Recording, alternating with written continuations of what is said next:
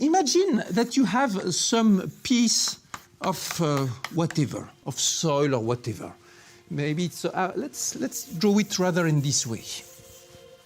Suppose that you have some matter, something that you are extracting from the ground. You see, this is a mine of whatever. And you want to transport this and rearrange this in some way.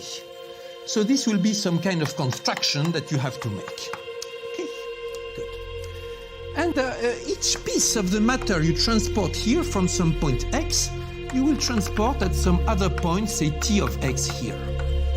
Here it's a one-dimensional drawing, but in reality, X may be 3 dimensions or even more, and so T of X also will have 3 components or even more. And of course, in general, there are many ways for a suitable map T, which rearranges your matter from the starting condition to the final condition. People will call this an operation of push forward.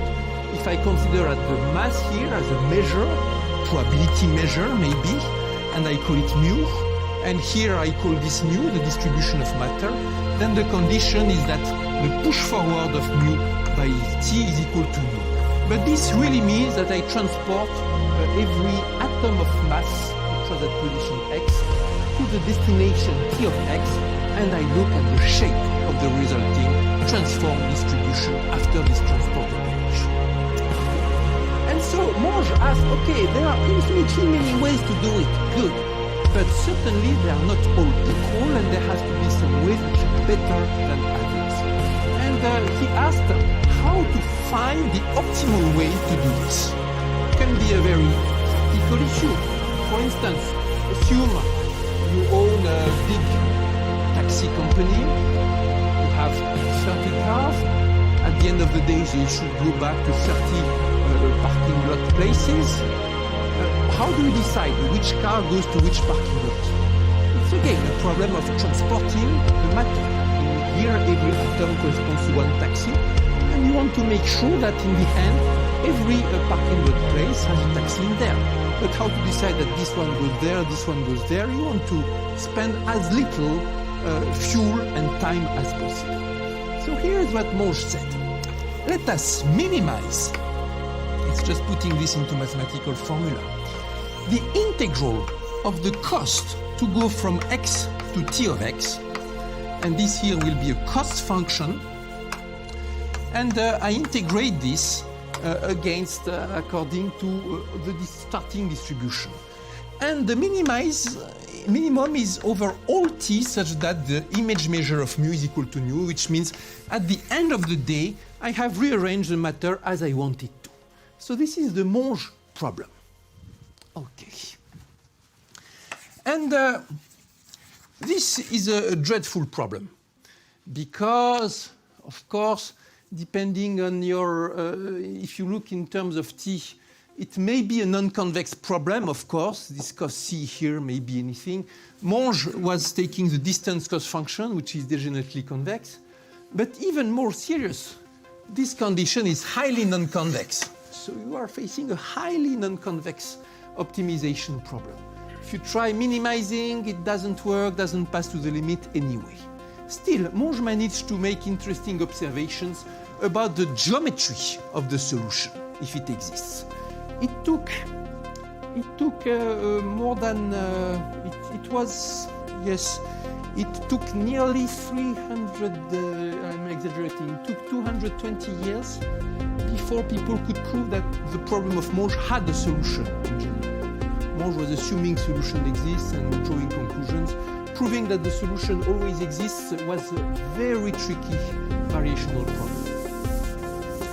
Kantorovich is a completely different profile. Even though there are some common points between both, one fun coincidence being that both of them were extremely precocious students and both of them were professors at the age of 22.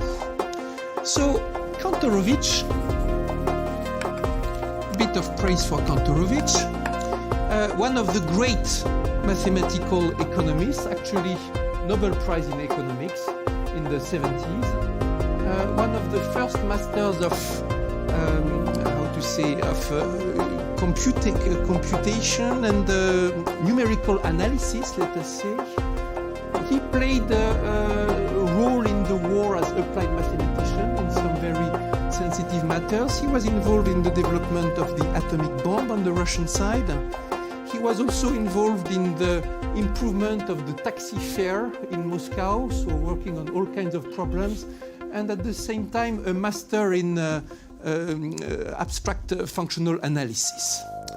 So Kantorovich at some point gets interested in this problem without knowing about the work of Monge and reformulates this in the following way. Minimize the double integral of c of xy pi of dx dy, where c is still the cost function, and the minimum is taken over all admissible pi, which have marginals mu and mu. So this pi here is a joint probability measure, such that when you integrate over x, pi, so it gives you a measure in only y, and you will obtain mu of dy, and when you integrate in y, you will obtain mu of dx. Okay. So if you have an engineer heart, it is very easy. This is x, this is y, you have some joint probability measure, which is like a blob here, and when you take the average here, you obtain the measure mu, the average there, you obtain the measure, sorry, this is mu, and this is mu. And the amount of intensity here tells you how much mass you should transfer from position x to position y. It's really like wheeling on the plan. And these people call it transportation plan. So that's the problem of Kantorovich, and it's the same problem as Monge, except that it's a probabilistic way to formulate. A point, some matter which is at x, may be spread. Half will go here, half will go there. It's a probabilistic version of the Monge problem. And Kantorovich discovers several things. First, this problem now is perfectly convex. Convex constraint and convex here, whatever c, this is a linear function of pi. Actually, it is a linear programming problem, meaning that the constraint is defined by linear inequalities, and what you want to optimize is also linear in the unknown. And Kantorovich is actually one of the fathers of linear programming. It is funny that in the days of Soviet Russia, some of the theorems of Kantorovich were considered so seditious that it was forbidden to mention them in public. And nowadays, the work of Kantorovich is everywhere. People learn about it in microeconomics courses and so on. So for instance, what did Kantorovich prove about this? It's called the Kantorovich duality. And by stating it, we shall understand why it was relating with economics. So the Kantorovich duality. It will not tell you what is the optimizer, but it will tell you if an optimizer exists. Any optimizer satisfies a certain property and can be re-expressed in terms of optimal prices. So minimum of double integral c of xy pi of dx dy is equal to the supremum of integral phi d mu minus integral psi d mu, where here pi has marginals mu and nu, and here phi psi are real valued functions, such that phi of y minus psi of x is always bounded above by c of xy. Okay. What is so seditious in this? So here is the interpretation, the shipper's interpretation. Assume you are here, the big boss, trying to organize how to send the production. I told about taxis, maybe it is something that you produce in some, you extract from some mine and send it to some facility where it will be bought or whatever, transported from producer to consumer. And this is your problem, how to organize the transport. And then this other guy comes to me and says, look, I'm specialized in transport. Don't worry. Let me buy the goods from you, from your mine. I will buy it, and then I will sell it back to you at the consumption site. And in between, I do the transport. I am not a crook. So you can check that whatever the final destination was and the start point X, I will not charge you more than the transport cost. And then it's up to me to organize the transport. Of course, this is what in the end of the day will be in the pocket of this guy, what he will have earned by actually selling back and buying at the initial rate. And of course, if he wants to maximize his profit, this is what he should achieve. And the Kantorovich theorem tells you the same for you to minimize as somebody within RQ the transport, or for that guy to maximize his profit. And this was considered a very capitalistic theory.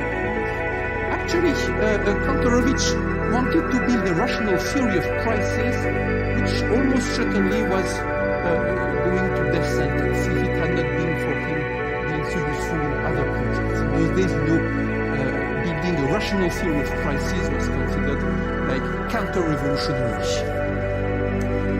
So Kantorovich started this and gave ways to study the solution. Now this subject was revolutionized at the end of the 80s with independent works.